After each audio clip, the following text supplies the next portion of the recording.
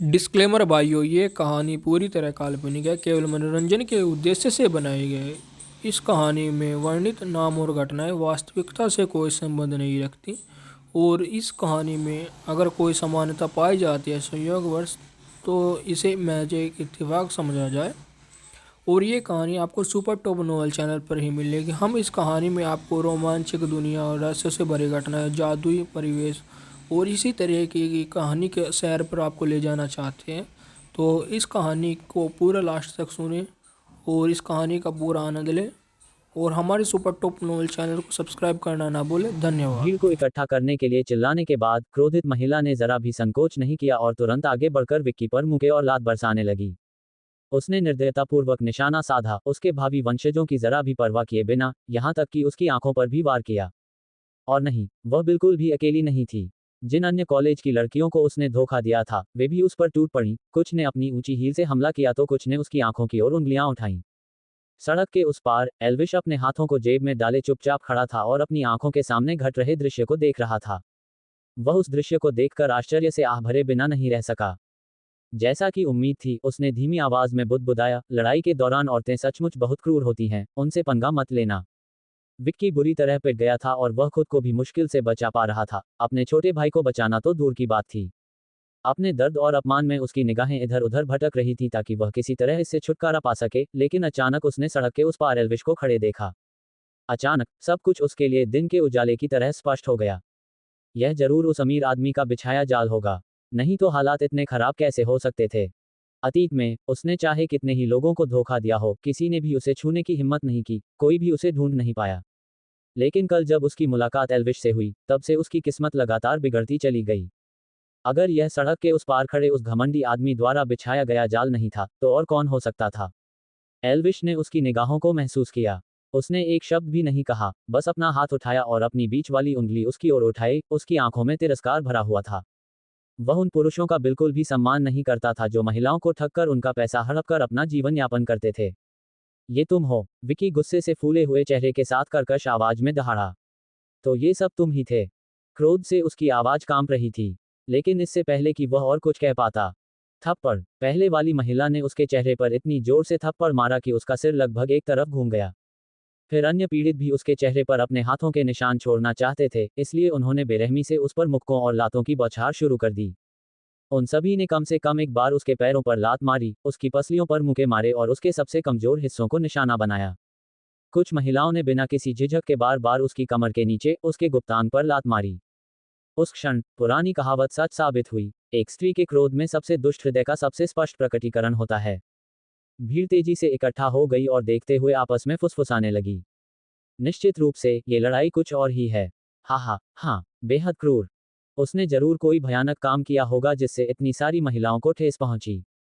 मैंने सुना है कि वह एक धोखेबाज है। वह भोली भाली कॉलेज छात्राओं को बहला फुसलाकर उनसे खाना खरीदने के लिए कहता है और फिर उनसे पैसे ऐंठता है। ओह, अब समझ में आया।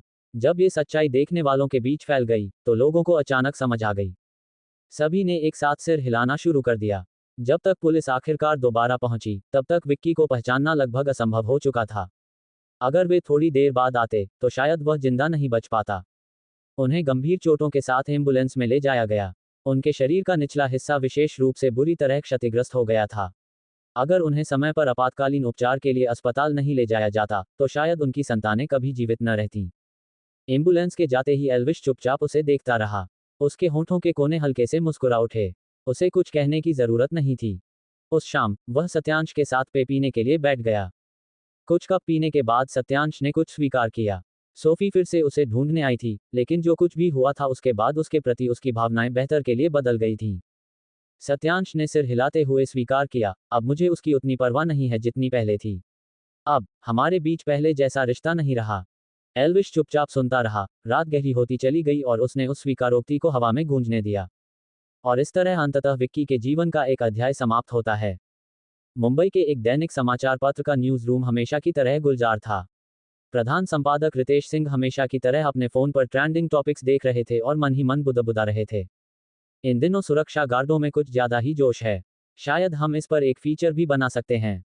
उनकी स्क्रीन पर इंस्टाग्राम और यूट्यूब शॉर्ट्स पर वायरल हो रहा एक वीडियो था। 24 घंटे की ड्यूटी पर तैनात सुरक्षा गार्ड की अचानक मौत हो गई।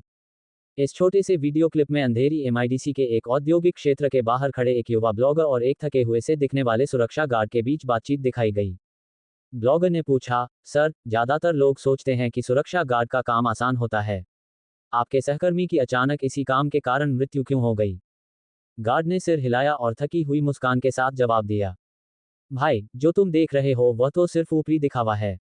गार्ड बनना देखने में तो आसान लगता है, लेकिन असल में बहुत मुश्किल होता है। हम अक्सर 12 घंटे की दिन की शिफ्ट, 12 घंटे की रात की शिफ्ट करते हैं। कभी कभी तो लगातार 24 घंटे की शिफ्ट भी करते हैं। और हमें हर समय सतर्क रहना होगा, अपने आसपास के वातावरण पर नजर रखनी होगी, बिल्कुल भी ऊँघना नहीं होगा। मन इतना थक जाता है कि संभालना मुश्किल हो जाता है और शरीर में भी इतना दर्द होने लगता है कि सहन करना असंभव हो जाता है। उसने पहना, हम जैसे बाहरी रक्षक यहाँ खड़े रहते हैं, चाहे भीषण गर्मी हो, भारी मानसून हो या कड़ाके की ठंड की रातें हों। यहाँ तक कि छोटे छोटे बूथों के अंदर बैठे लोगों को भी बिल्कुल आराम नहीं मिलता। केबिन इतने छोटे और घुटन भरे होते हैं कि पूरे दिन अंदर बैठे रहना घुटन भरा लगता है। इससे हमारे स्वास्थ्य पर बहुत बुरा असर पड़ता है। पिछले सप्ताह ड्यूटी के दौरान मेरे एक सहकर्मी बेहोश हो गए। इस महीने के बाद मैं भी इस नौकरी से इस्तीफा दे रहा हूँ। इस नौकरी में मरने से बेहतर है कि मैं जिंदा रहूं। उनके शब्दों में निहित स्पष्ट ईमानदारी ने सुनने वाले हर व्यक्ति के मन को झकझोर दिया। ये वीडियो ऑनलाइन तेजी से वायरल हो गया और एक दिन से भी कम समय में इसे लाखों बार देखा गया और इस पर 100,000 से अधिक टिप्पणियां आईं। कमेंट सेक्शन में आक्रोश भरी प्रतिक्रियाओं की बाढ़ आ गई। यह उद्योग उनका बहुत शोषण करता है। आजकल कौन किसी से 24 घंटे काम करवाता है? क्या इन कंपनियों के लिए इंसानी जिंदगियों की कोई कीमत नहीं है? हे भगवान, मैंने हमेशा सोचा था कि अगर कुछ भी काम नहीं बना तो कम से कम मुझे सुरक्षा गार्ड की नौकरी तो मिल ही जाएगी। लेकिन इस वीडियो के बाद बिल्कुल नहीं। ये तो एक तरह से धीमी आत्महत्या है। इससे उनके बारे में मेरा भ्रम टूट गया। गार्ड की नौकरी उतनी आसान नहीं होती जितनी हम सोचते थे। ये सचमुच जानलेवा और खतरनाक होती है। कंपनियां उन्हें मशीनों की तरह धूप और बारिश में खड़ा रखती हैं। उन पर धिक्कार है। मैं इस कंपनी की शिकायत तुरंत श्रम मंत्रालय से करूंगा। यह एक अपराध है। इस घटना को लेकर आक्रोश इतना तीव्र था कि यह विषय एक्स पर ट्रेंड करने लगा और यहां तक कि मुंबई की हॉट सर्च लिस्ट में भी शामिल हो गया। एक गार्ड की अचानक मौत ने इस पेशे के प्रति जनता की धारणा को चकनाचूर कर दिया था। वर्षों तक सुरक्षा गार्डों को ऐसे लोगों के रूप में देखा जाता था जो दिन भर बेकार बैठे रहते थे, पहचान पत्र की जांच करते थे और अपने बूथों में आधे ऊँघते रहते थे।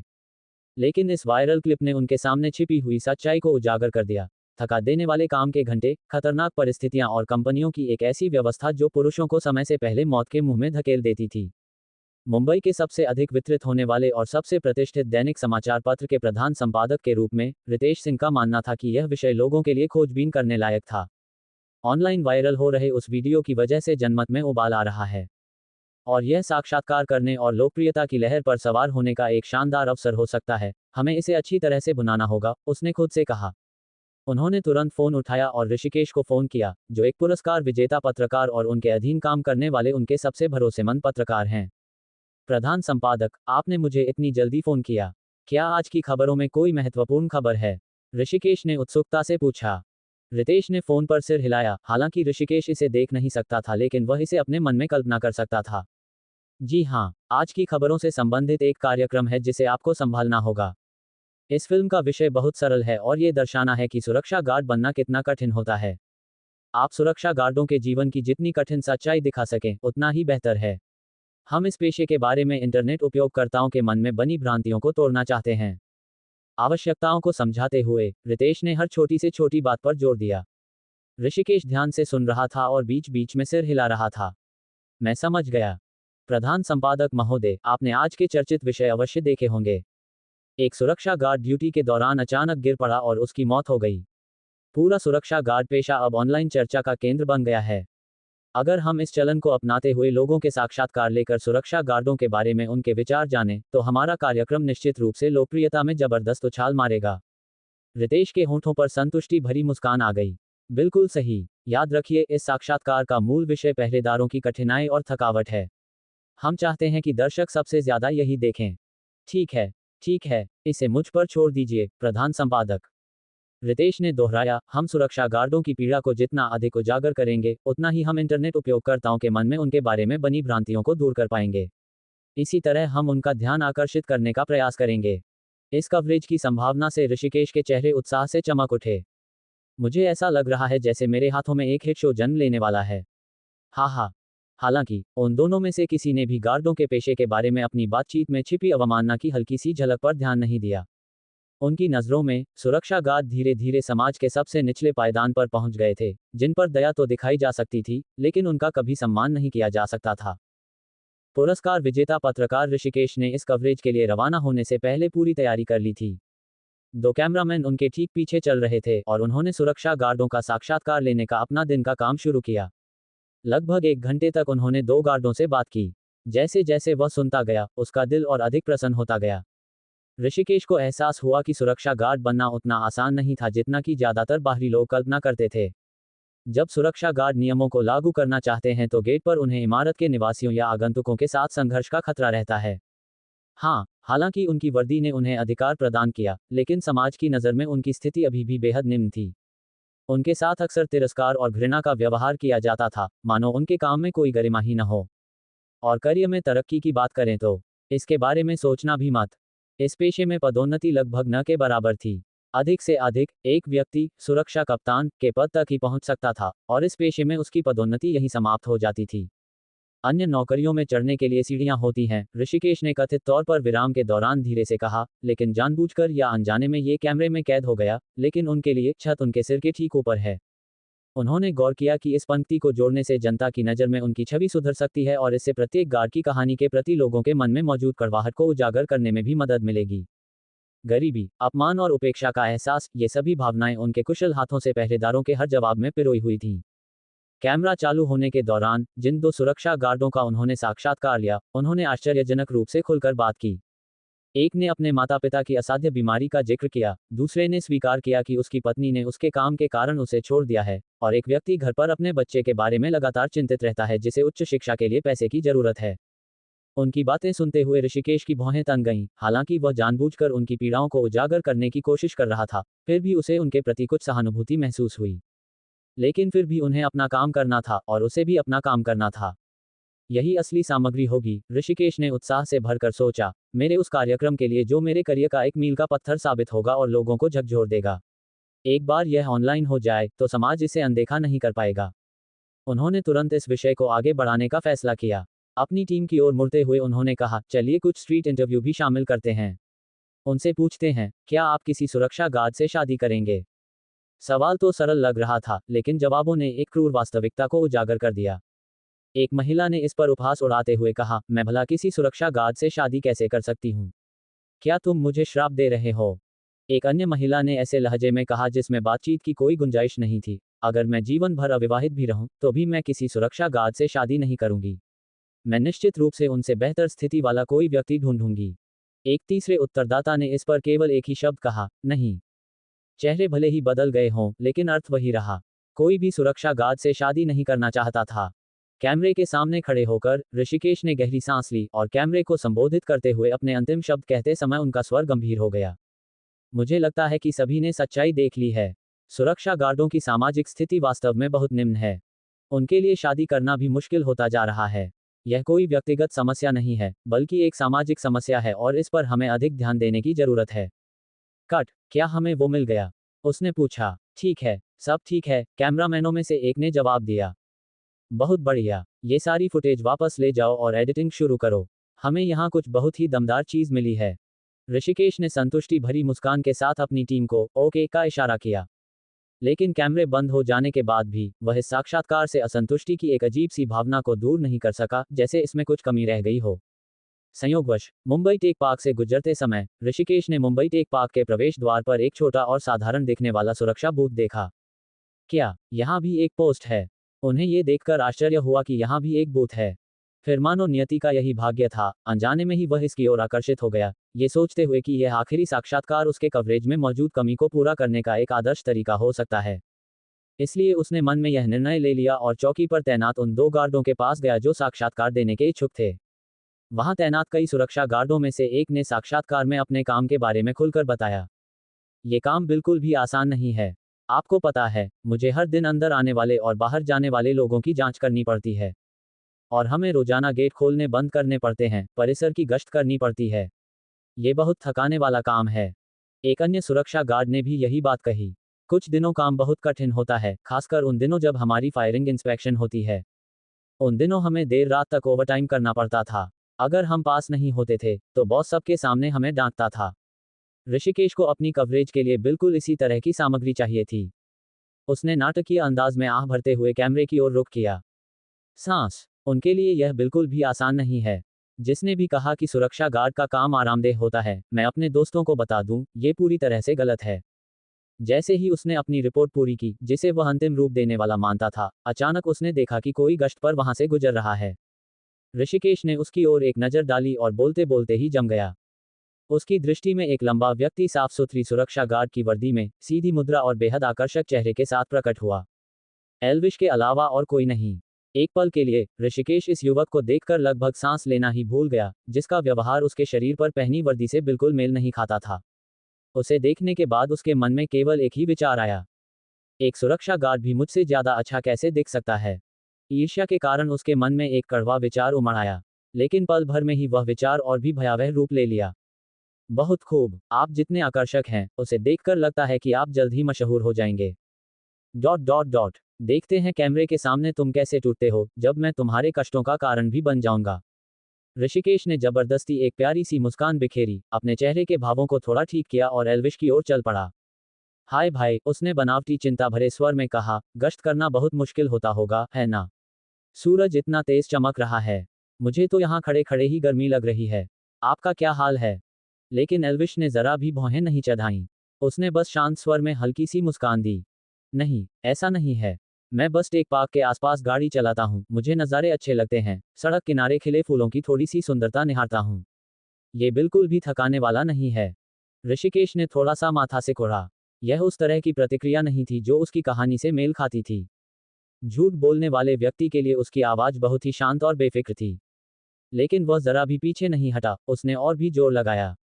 सच में, क्या आपको ड्यूटी के दौरान कभी कोई कठिनाई नहीं हुई? क्या आपके साथ कभी किसी प्रकार का अनुचित व्यवहार नहीं हुआ है? अधिकांश गार्डों का कहना है कि छोटी मोटी गलतियों के लिए भी उनके वेतन में कटौती की गई है और उन्हें बिना किसी कारण के डांट भी पड़ी है। क्या आपके साथ ऐसा नहीं हुआ? अप्रत्याशित रूप से एल्विश ने मुस्कुराते हुए एक बार फिर अपना सिर हिलाया। पैसा मेरे लिए उतना मायने नहीं रखता। मेरे लिए सबसे महत्वपूर्ण है खुश रहना। एल्विश की हल्की सी मुस्कान, जो उसके चेहरे से कभी नहीं हटी, ने ऋषिकेश के चेहरे की खिलखिलाहट को धीरे धीरे गायब कर दिया। बिल्कुल नहीं। क्या इस व्यक्ति को सुरक्षा गार्ड के रूप में सचमुच कोई समस्या नहीं हुई? क्या ये काम इतना थका देने वाला, अपमानजनक और इतना कड़वा नहीं होना चाहिए था कि इसे सहन करना असंभव हो जाए? ऋषिकेश ने माइक को और भी कसकर पकड़ लिया। मैं यहाँ आपकी कठिनाइयों, आपके संघर्षों के बारे में सुनने आया हूँ, न कि यह सुनने कि आप जीवन के प्रति कितने आशावादी हैं। धिक्कार है। जिस तरह से तुम बात कर रहे हो, मुझे भी लगता है कि सुरक्षा गार्ड बनना इतना बुरा भी नहीं है। नहीं, वह इसे और अधिक समय तक चलने नहीं दे सकता था। एक तथाकथित पुरस्कार विजेता पत्रकार होने के नाते, वह साक्षात्कार को इस तरह विफल होने देने का जोखिम नहीं उठा सकता था। उसे एल्विश से यह स्वीकार करवाना था कि वह पीड़ा झेल रहा है। इसलिए, खुद को शांत रखने की कोशिश करते हुए, ऋषिकेश ने अपने लहजे को सुधारा और उससे एक तीखा सवाल पूछा। मैंने सुना है कि मुंबई में सुरक्षा गार्डों का वेतन बहुत कम होता है। आपका मतलब यह है कि आपको उच्च अधिकारियों द्वारा कटौती की बिल्कुल भी चिंता नहीं है? मान लीजिए आपकी तनख्वाह कम हो जाती है, तो आप किराया कैसे वहन कर पाएंगे? इस बार उनका सवाल वास्तविकता पर प्रहार करने के लिए तैयार किया गया था। शहर के लगभग सभी गार्ड भीड़भाड़ वाले इलाकों में तंग फ्लैट किराए पर लेते थे। यह उनके दयनीय जीवन को दर्शाने का एक उत्तम अवसर था। लेकिन अगले ही पल, एल्विश के शांत जवाब ने ऋषिकेश की आंखों को अविश्वास से फिर से चौड़ा कर दिया। किराया? मुझे फ्लैट किराए पर क्यों लेना चाहिए? मेरा अपना घर है। दरअसल, आपको यकीन नहीं होगा, लेकिन मैं एक विला में रहता हूँ। और इसके अलावा, मेरे पास कई अन्य अपार्टमेंट भी हैं जिन्हें मैंने हाल ही में किराए पर दिया है। एक पल के लिए, विला के मालिक होने के उनके बयान पर पूरा क्रू स्तब्ध रह गया। पफ! ऋषिकेश, जिसने अभी अभी पानी का एक घूंट पिया था, सदमे में आकर सारा पानी अपने बगल में खड़े बेचारे फोटोग्राफर पर थूक दिया। फोटोग्राफर चुपचाप सोचते हुए अपने लेंस को पोंछ रहा था। एक सुरक्षा गार्ड, जिसके पास विला है, कई अपार्टमेंट हैं, क्या यह आदमी सच में गंभीर है? ऋषिकेश का दिमाग पूरी रफ्तार से घूमने लगा। क्या ये गार्ड मुझसे गुपचुप तरीके से छेड़छाड़ कर रहा था? या वह कुछ गड़बड़ छिपा रहा था?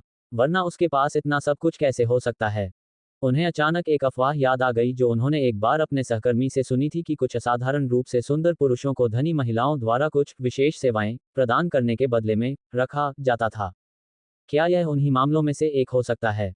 तो क्या वाकई में खूबसूरत चेहरा होना इतना फायदेमंद है? अपनी बेचैनी को छिपाने की कोशिश करते हुए ऋषिकेश आगे बढ़ता है। क्या ये सचमुच सच है? भाई, कृपया ईमानदारी से जवाब दें। हम अभी भी साक्षात्कार कर रहे हैं। कृपया हमारे साथ सहयोग करें, ठीक है? लेकिन एल्विश ने सिर्फ लापरवाही से हाथ हिलाया। मैंने झूठ नहीं बोला। मैंने जो कुछ भी कहा वह बिल्कुल सच है। क्या आपने नहीं कहा था कि आप विला में रहते हैं? ऋषिकेश हिचकिचाया। आपका यह विला आखिर कहाँ है? लॉर्ड्स क्राउन विला, एल्विश ने शांत भाव से उत्तर दिया। मेरा घर इतना बड़ा नहीं है। सामने के हॉल और पीछे के बगीचे सहित लगभग 2000 वर्ग मीटर से थोड़ा अधिक है। उसने अपनी जेब में हाथ डाला और सोने की परत चढ़ी एक प्रवेश कार्ड निकालकर उसे सौंप दिया। उस पर उस आलीशान परिसर का नाम लिखा था जिसमें वह फिलहाल रह रहा था। जैसे ही ऋषिकेश ने ये शब्द पढ़े, माइक्रोफोन पर उसके हाथ कांपने लगे। यहां तक कि फोटोग्राफर भी अचंभित होकर एक दूसरे को देखने लगे, उनकी आंखें चौड़ी हो गईं। लॉर्ड्स क्राउन विला, मुंबई के सबसे महंगे विलाओं में से एक है। इसके आसपास की हर संपत्ति की कीमत लाखों डॉलर में है। अरे बाप रे! ऋषिकेश के मन में विचारों की बाढ़ सी दौड़ रही थी। वह पिछले 20 वर्षों से काम कर रहा था, जैसे तैसे पैसे बचा रहा हो, जिससे फिलहाल उपनगरों में एक साधारण से फ्लैट के लिए डाउन पेमेंट भी मुश्किल से जुटा पा रहा था। आज भी वह किराए के मकान में ही रहता है। उसके पास अपना कोई घर नहीं है जिसे वह सचमुच अपना कह सके। और यहाँ एक व्यक्ति सुरक्षा वर्दी में था, एक ऐसा पेशा जिसे समाज में बहुत ही नीची नजरों से देखा जाता है, और वह मुंबई में करोड़ों डॉलर के एक विला में रह रहा था। ये तुलना उसके लिए किसी थप्पड़ की तरह थी, उसे अपने कानों पर विश्वास नहीं हो रहा था। ऋषिकेश के मन में अब केवल एक ही सवाल बचा है। समाज के सबसे निचले पायदान पर वास्तव में कौन है? वह या मैं? साक्षात्कार के दौरान ऋषिकेश ने अचानक एल्विश की कलाई पर घड़ी देखी और उत्सुकता से उसके बारे में पूछा। एल्विश मुस्कुराया और सहजता से समझाया, अरे ये तो बस एक रोलेक्स डे डेट है। Automatic winding, calibre 3255 movement. एकदम सही समय बताती है, न तेज चलती है न धीमी। समय देखने के लिए काफी है। उद्धरण चिन्ह डॉट डॉट डॉट। कुआं। ऋषिकेश और कैमरामैन ने एक दूसरे को देखा। एक पल के लिए अब वे और आश्चर्यचकित नहीं हो सकते। आज के दिन उन्हें काफी आश्चर्य मिल चुका है, लेकिन फिर भी घड़ी देखने के बाद दोनों को अपने अस्तित्व पर संदेह हुआ। खासकर कैमरामैन कैमरा को थामे रखने के लिए संघर्ष करते करते उसके हाथ लगभग सुन्न पड़ गए थे। मुंबई में रोलेक्स घड़ी के बारे में वे सपने में भी नहीं सोच सकते, क्योंकि इसकी कीमत कई 10,000, शायद सैकड़ों हजार ही होगी। लेकिन इस सुरक्षा गार्ड की राय में ये बस समय देखने के लिए काफी था। क्या उसे वाकई इतनी सहजता से अमीर होने का दिखावा करना जरूरी था? ये झटका उनके लिए बेहद दुखद था। अचानक साक्षात्कार जारी रखने का विचार निरर्थक लगने लगा। एक सुरक्षा गार्ड के लिए इसे खरीदना नामुमकिन है। असंभव। बिल्कुल असंभव। ऋषिकेश खुद को दिलासा देने की कोशिश करता रहा। उन्हें यह विश्वास करने से इनकार था कि एक सुरक्षा गार्ड वास्तव में इस तरह रह सकता है, यहां तक कि एक रखवाले आदमी के लिए भी इसकी कल्पना करना बहुत मुश्किल है। और ठीक उसी समय जब वह शांत होने की कोशिश कर रहा था, एल्विश ने घड़ी देखी। उसे महसूस हुआ कि अब उसके काम खत्म करने का समय हो गया है, और वह पार्किंग लॉट की ओर चल पड़ा।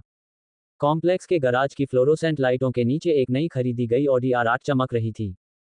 ड्राइवर की सीट पर बैठते हुए उसने खिड़की नीचे की और उन दोनों को विनम्रतापूर्वक हाथ हिलाकर अभिवादन किया।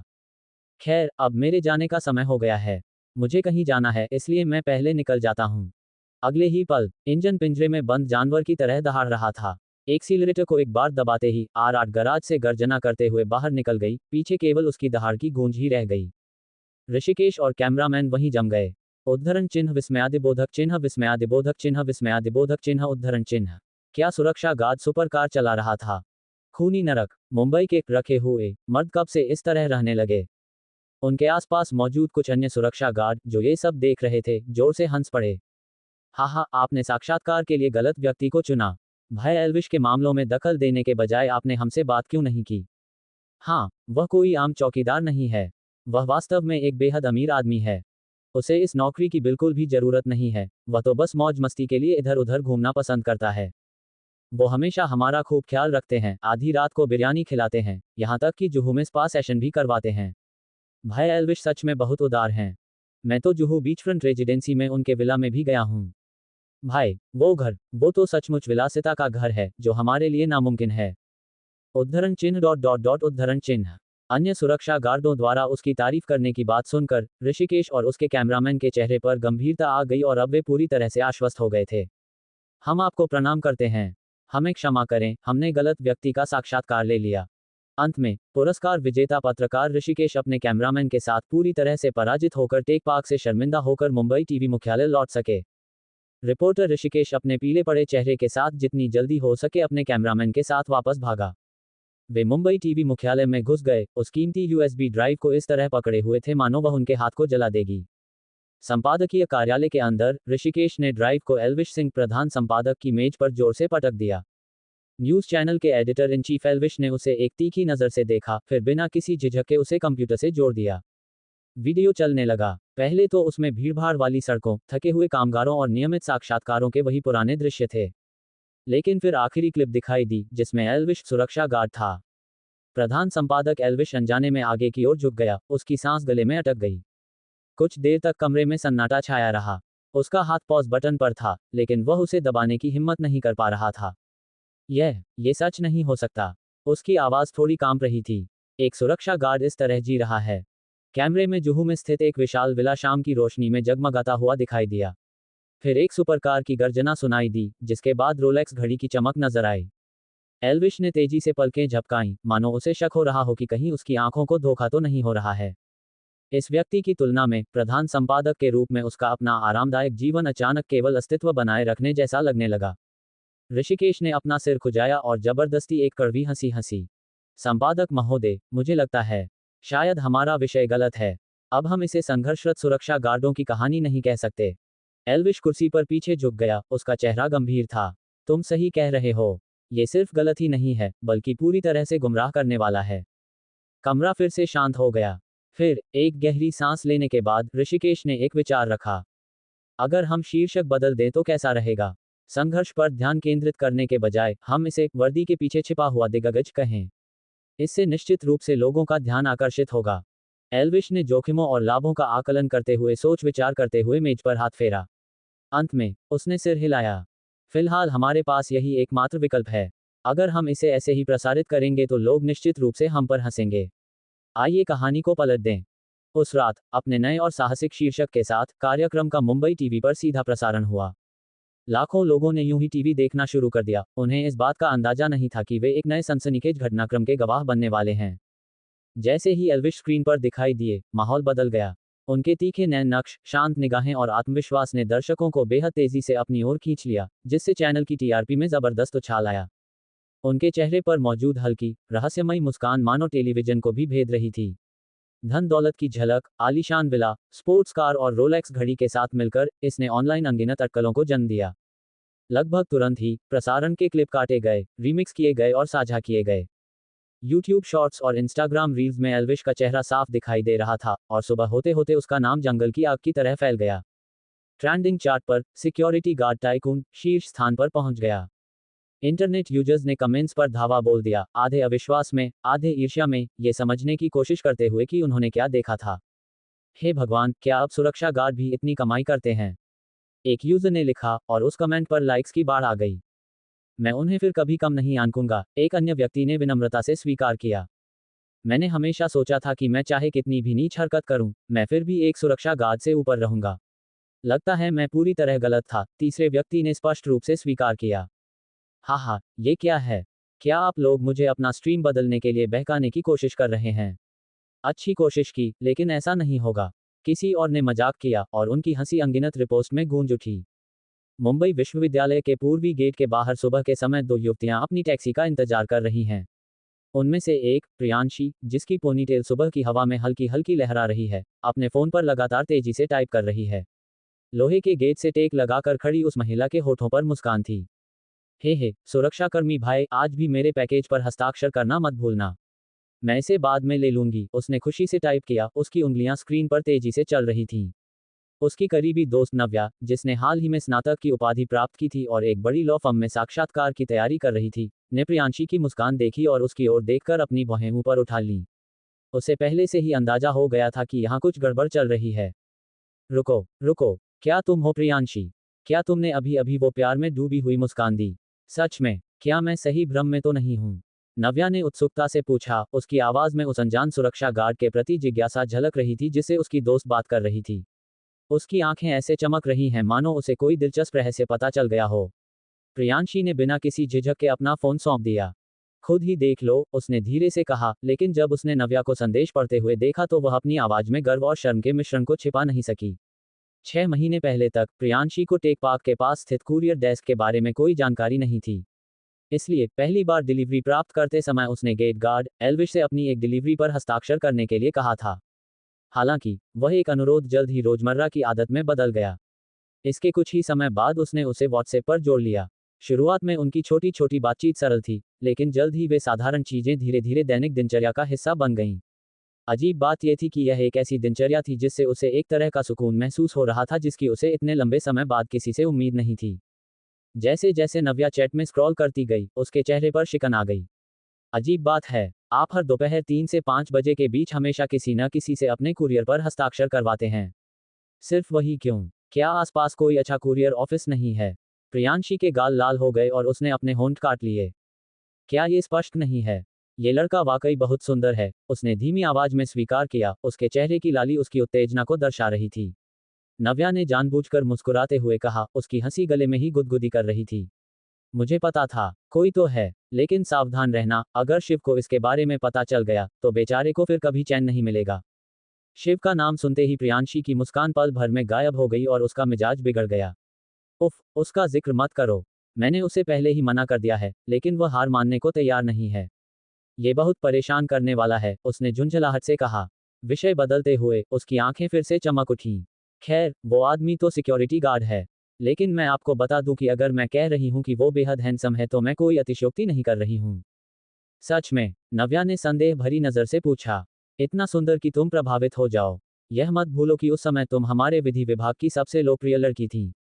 दूसरे विभाग के बास्केटबॉल कप्तान भी तुम्हें जीतने में कामयाब नहीं हुए थे। अब तुम एक सुरक्षा गार्ड के पीछे पड़े हो, मुझे तुम्हारी चिंता हो रही है। प्रियांशी का चेहरा और भी लाल हो गया और उसने अपनी सहेली को हल्के से धक्का दिया। चले जाओ, उसका अपमान मत करो, उसने आधे शर्मिंदा और आधे खुश होकर बुदबुदाया। लेकिन भीतर ही भीतर उसका दिल एक अजीब सी उत्तेजना से धड़क रहा था जिसे वह नजरअंदाज नहीं कर सकती थी। हाँ, हालांकि एल्विश सिर्फ एक सुरक्षा गार्ड था, लेकिन वह जिस शांत आत्मविश्वास, धैर्य और स्वाभाविक आकर्षण के साथ खुद को पेश करता था, उसने उसे इस तरह से प्रभावित किया जैसा पहले कभी किसी और ने नहीं किया था।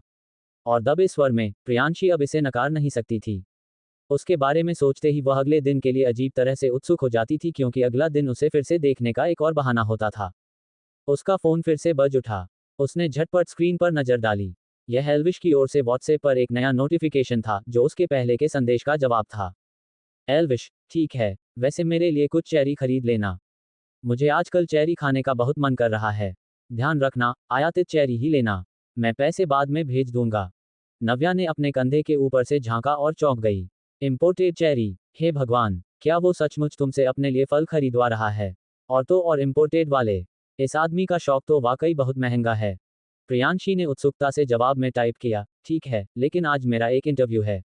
अगर मैं उन्हें खरीदने जाऊंगी तो इसमें कुछ समय लग सकता है और हो सकता है कि मेरी आने जाने की गाड़ी छूट जाए। क्या आपके पास कार नहीं है? आप हमें खुद क्यों नहीं ले आते? कुछ देर रुकने के बाद एल्विश ने जवाब दिया, जरूर, वैसे भी मैं आज व्यस्त नहीं हूँ। प्रियांशी, आप कैसी हैं? एल्विश, मैं ठीक हूँ, धन्यवाद। और आप? प्रियांशी, उफ, मुझे आज के इंटरव्यू को लेकर घबराहट हो रही है। नव्या अपनी हंसी नहीं रोक पा रही थी। हाँ, वो सच में शर्मीला है, वो इतने संकोच से टाइप कर रहा है। प्रियांशी ने अपनी सहेली की तरफ आंखें घुमाई, फिर भी उसके होठों पर मुस्कान आने से नहीं रुकी। उसे चिढ़ाना बंद करो, मुझे लगता है कि यह प्यारा है। नव्या मुस्कुराई, ठीक है, लेकिन चलो पहले बाजार जाकर देख लेते हैं। मैं खुद इन आयातित चेरी को देखना चाहता हूँ जिन्हें उसने अपने दोस्त से खरीदने के लिए कहा है।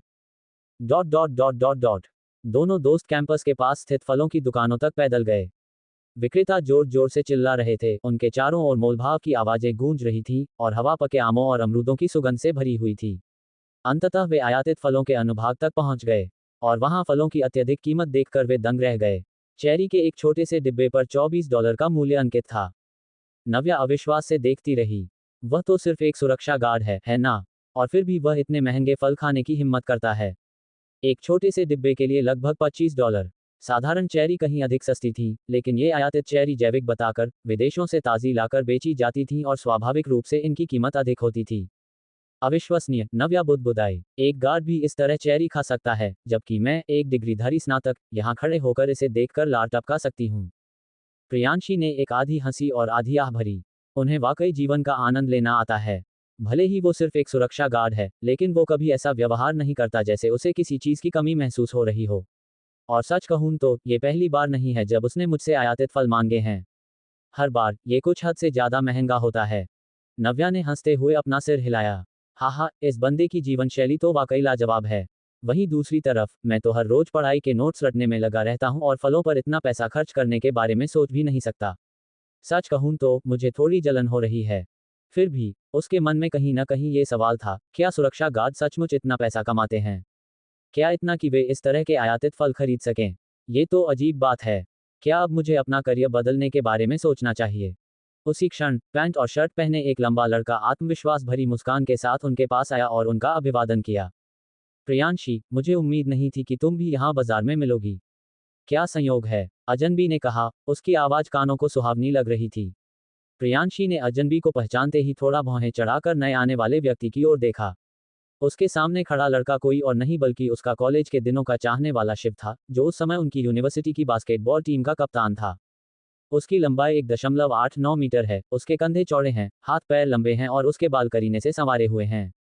वह हमेशा आत्मविश्वास से भरा व्यवहार करता था, जिससे वहां से गुजरने वाले लोगों में हीन भावना पैदा होती थी।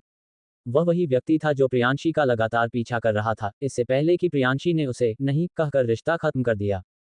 लेकिन उसे फिर से देखकर, एक बेशर्म जोंक की तरह जो अनदेखी किए जाने से इनकार कर रही थी, शिव ने अपनी सबसे आकर्षक मुस्कान बिखेरी। मैंने अपने सहपाठियों से सुना है कि आप दोनों आजकल इंटर्नशिप कर रहे हैं। क्या ये सच है? खासकर तुम, प्रियांशी। किसी ने मुझे बताया कि एक कंपनी ने तुम्हें ग्रेजुएशन से पहले ही कुछ महीनों के लिए काम पर रख लिया है। ये वाकई बहुत प्रभावशाली है। क्या आप अभी भी वहां इंटर्नशिप कर रहे हैं? प्रियांशी के चेहरे पर तनाव आ गया। मेरा काम तुम्हारे लिए कोई मायने नहीं रखता, इसमें दखल मत दो। बातचीत को बिगड़ने से बचाने के लिए नव्या, जो उसके बगल में खड़ी उसकी दोस्त थी, ने बीच में आकर स्थिति को संभालने की कोशिश की। प्रियांशी फिलहाल खापर लॉ एसोसिएट्स में अनुवादक के तौर पर काम कर रही हैं, और हाँ, वह अभी भी इंटर्नशिप कर रही हैं, लेकिन उन्होंने अपनी जगह बदल ली है। मैं भी जल्द ही वहां एक पद के लिए इंटरव्यू देने जा रही हूँ। कंपनी का नाम सुनते ही शिव की आंखें ऐसे चमक उठी मानो उसे कोई सुनहरा अवसर मिल गया हो। खापर लॉ एसोसिएट्स एक शीर्ष स्तरीय फर्म है।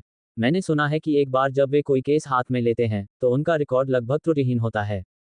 और वे ऐसे लोगों की तलाश करने के लिए व्यापक रूप से जाने जाते हैं जिनकी अंग्रेजी भाषा पर अच्छी पकड़ हो। उनके कार्यक्षेत्र में शुरुआती लोगों को अनुमति नहीं है। नव्या ने सिर हिलाया। बिल्कुल सही, उन्होंने अंतर्राष्ट्रीय मामलों में भी अपना काम बढ़ा लिया है, इसलिए वे बेहतर संचार के लिए अंग्रेजी भाषा में अच्छी पकड़ रखने वाले स्नातकों को प्राथमिकता दे रहे हैं। शिव मुस्कुराया। प्रियांशी को वाकई बहुत काबिल होना पड़ा होगा, तभी तो उसने इतनी मेहनत करके इंटर्न के तौर पर वह पद हासिल किया। हाँ, मुझे भी पहले 3 राउंड खुद ही क्लियर करने होंगे। अगर मैं फाइनल इंटरव्यू भी पास कर लेती हूँ, जिसके बारे में मुझे पूरा यकीन है, तो मैं जल्द ही इंटर्न के तौर पर ज्वाइन कर लूंगी, नव्या ने बीच में कहा। मुकाबला बेहद कठिन होगा, शिव ने जवाब दिया। हाँ, ऐसा ही है, नव्या ने एक नाटकीय आह भरते हुए स्वीकार किया। आजकल की दुनिया में अच्छी नौकरी पाना वाकई मुश्किल है। प्रियांशी भी आह भरे बिना नहीं रह सकी। उस समय उनके लिए ये सब आसान नहीं था, उनका साथ देने वाला कोई नहीं था, वह यहाँ तक अपने दम पर पहुंची थी। यद्यपि उनका विश्वविद्यालय देश के शीर्ष विश्वविद्यालयों में से एक था, फिर भी अन्य प्रतिष्ठित कॉलेजों के स्नातक भी कंपनी में उन्हीं पदों के लिए प्रतिस्पर्धा कर रहे थे। खापर लॉ एसोसिएट से नौकरी का प्रस्ताव प्राप्त करना बेहद मुश्किल था। ही, शिव के होठों के कोने पर हल्की सी मुस्कान आ गई।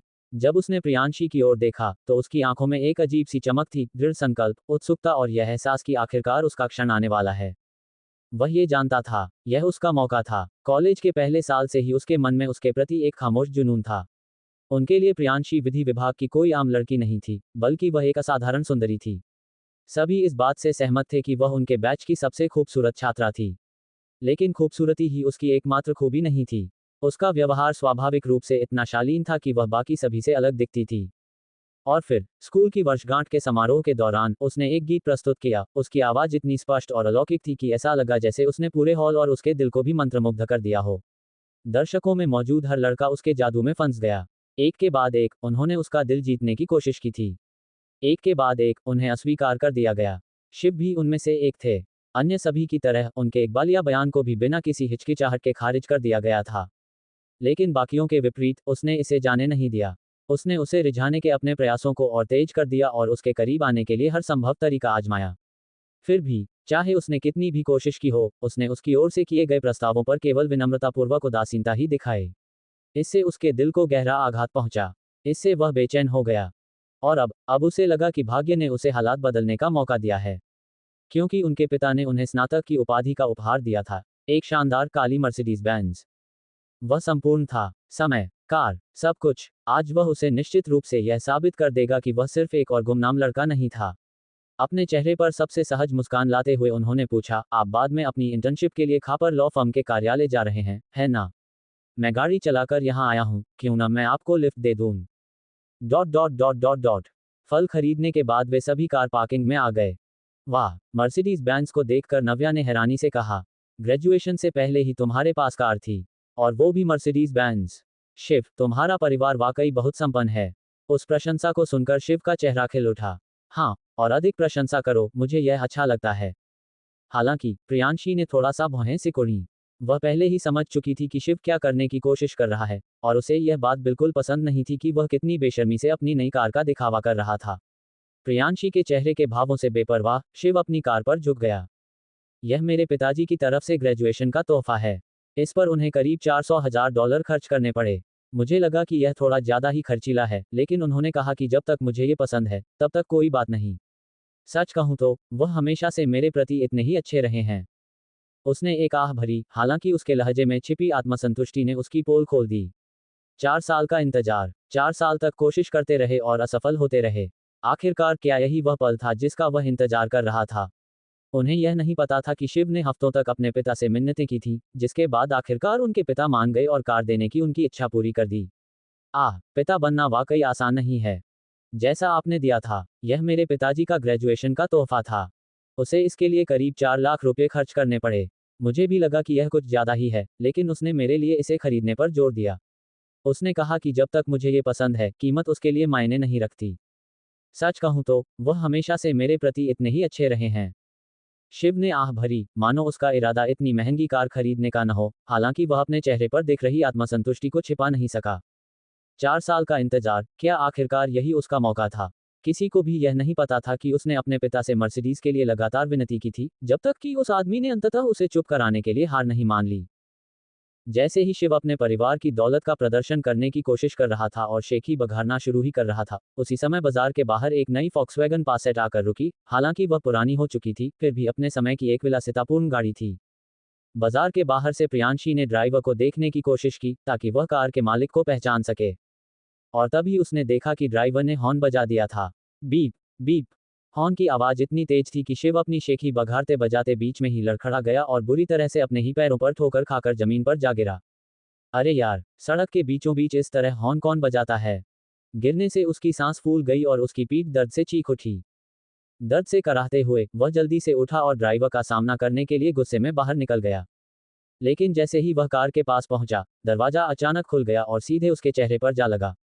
और फिर आगे क्या हो सकता है? वह फिर से नीचे गिर गया। दूसरी बार।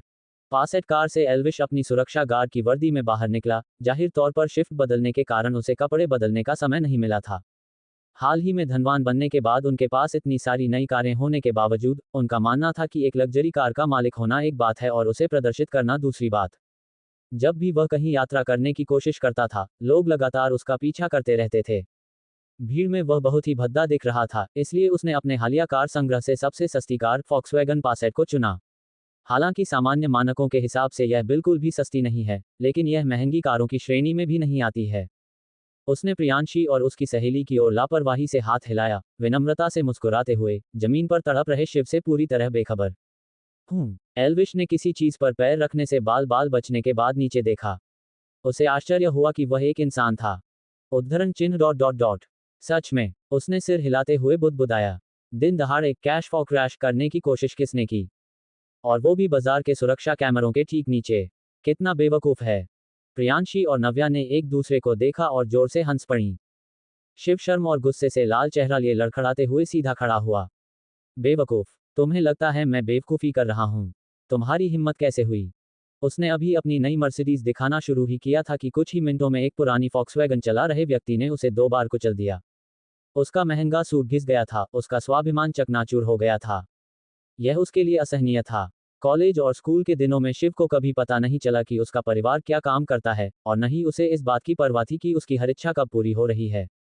स्नातक की पढ़ाई पूरी करने के बाद ही उन्हें पता चला कि उनके पिता वास्तव में एक सार्वजनिक रूप से सूचीबद्ध कंपनी के सीईओ थे। जब शिव ने ये खबर सुनी तो वह उत्साह से भर गया। वह तुरंत ही अपने सामने आने वाली आलीशान जीवन शैली की कल्पना करने लगा और अपने पिता से एक मर्सिडीज बेंज खरीदने के लिए कहने का बेसब्री से इंतजार करने लगा ताकि वह शान से उसे दिखा सके। अचानक मिली दौलत ने उनके रवैये को पूरी तरह बदल दिया। एक साधारण छात्र से एक शक्तिशाली अधिकारी के बेटे बनने तक शिव का अहंकार बढ़ गया। उसे विश्वास था कि दूसरों के सामने अपनी प्रतिभा दिखाने का उसका समय आ गया है। लेकिन अपनी नई हैसियत का बखान पूरा करने से पहले ही उसका अभिमान चूर चूर हो गया। एक सुरक्षा गार्ड की वर्दी पहने और पुरानी फॉक्सवैगन कार चला रहे एक व्यक्ति ने उसे शर्मिंदा कर दिया, जिससे उसकी सावधानीपूर्वक बनाई गई योजना धरी की धरी रह गई। अपने महंगे सूट पर लगी गंदगी को देखकर शिव का चेहरा इतना लाल हो गया कि वह शर्म से लाल हो गया। जब उसके अहंकार के कारण उसे वह सम्मान नहीं मिला जिसकी उसे उम्मीद थी, तो उसका मिजाज और भी बिगड़ गया। सुरक्षाकर्मी, चलो चलते हैं, प्रियांशी ने शिव को पूरी तरह से नजरअंदाज करते हुए एल्विश से कहा। ठीक है, एल्विश ने सिर हिलाया। उसने कार स्टार्ट की और जैसे ही वह उसके साथ जाने के लिए तैयार हुआ। 1 मिनट रुको, शिव ने अपनी दिखावटी मर्सिडीज बेंज की योजना को छोड़ते हुए कहा। वह तेजी से आगे बढ़ा और एल्विश की कार को उनके जाने से पहले ही रोक दिया। तुम क्या कर रहे हो? क्या तुम मरना चाहते हो? प्रियांशी ने झुंझलाहट से भौहें चढ़ाते हुए पूछा। वह स्पष्ट रूप से अब उससे निपटने के मूड में नहीं थी। संयोगवश मुझे भी खापर लॉ फर्म जाना है, शिव ने सहजता से कहा। क्यों ना हम साथ चलें? उसने मन ही मन अपनी आंखें घुमाईं, क्योंकि वह जानता था कि अभी अपना तुरुप का पत्ता प्रकट करने का सही समय नहीं है। एक ही बार में सब कुछ दिखा देने से उसके द्वारा सावधानीपूर्वक तैयार किया गया सरप्राइज खराब हो जाएगा। शिव का मानना था कि आश्चर्यों को चरणबद्ध तरीके से प्रकट किया जाना चाहिए, प्रत्येक क्षण पिछले क्षण पर आधारित होना चाहिए। तभी वह प्रियांशी के सामने एक बेहतरीन प्रभाव डाल सकता था। कॉलेज के दिनों में शिव ने दूर से ही प्रियांशी को करीब से देखा था। वह उसे अच्छी तरह जानता था, शायद जरूरत से ज्यादा अच्छी तरह। उसमें अपना स्वाभिमान था और वह ऐसी व्यक्ति नहीं थी जिसे आसानी से बहकाया जा सके। वह बहुत बुद्धिमान भी थी, हमेशा अपनी कक्षा में शीर्ष पर रहती थी और अपनी उपलब्धियों पर गर्व करती थी। शिव को बहुत पहले ही यह एहसास हो गया था कि ऐसी महिला को साधारण सती चालों या क्षणिक इशारों से कभी नहीं जीता जा सकता। फिर भी हालात बदल गए थे। पहले एक आम आदमी के बेटे के रूप में वह उसे पाने की कोशिश में खुद को अयोग्य और निराश महसूस करता था। लेकिन अब उन्हें आखिरकार अपने पारिवारिक पृष्ठभूमि की शक्ति का एहसास हो गया था। उसके भीतर आत्मविश्वास का संचार हुआ और उसके हाथों में अभी भी उसका अंतिम तुरुप का पत्ता छिपा हुआ था, जिसे उसने अभी तक प्रकट नहीं किया था। एक बार जब उसने इसका इस्तेमाल कर लिया, तो उसे पूरा यकीन हो गया कि प्रियांशी जल्द ही उसकी हो जाएगी।